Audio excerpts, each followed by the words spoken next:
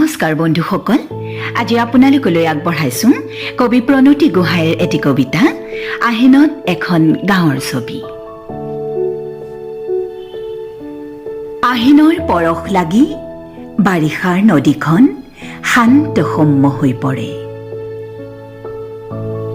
ওপৰত সুন্দৰ সুনীল আকাশ, তাত দুই এচপৰা কপহুৱা মেঘ ওলমি থাকে।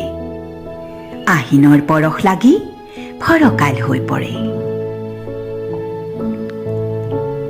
নদীৰ ৰূপালী বালিচৰত সোণালী ৰ'দ পৰি চিকমিকাই থাকে।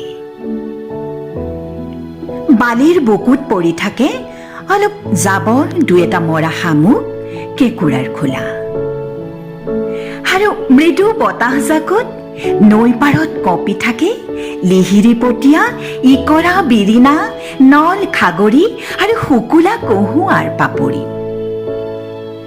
কহুৱাৰ আৰে আৰে গৰখীয়াৰ বাঁহীৰ মিঠা সুৰে গৰুজাকৰ চকুৰ পতাত নমাই আনে টোপনিৰ আবেশ। ক্লান্ত গৰুবোৰ টোপনি যায় গছৰ ঘন ছাঁত ঘাঁহ পাগুলি পাগুলি।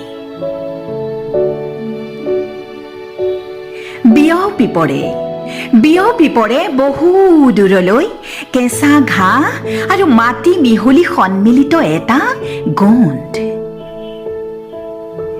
নদীৰ পানীয়েদি উজাই দৰিকণা, পুঠি আৰু মোৱা মাছৰ জাক। বাস্তৱৰ কঠিনতাৰ সৈতে যুঁজি যুঁজি জীয়াই থকাৰ মানুহৰ এয়া বাসস্থান। নদীয়েই গঢ়ে, নদীয়েই ভাঙে এই গাঁৱৰ মানুহৰ সপোন। কবিয়ে ৰচি যায় নদীকেই কেন্দ্ৰ কৰি কত ঘটনা, কত কাহিনী উপকাহিনী। তাৰ হিচাপ মাথো জানে একমাত্ৰ নদীয়েহে।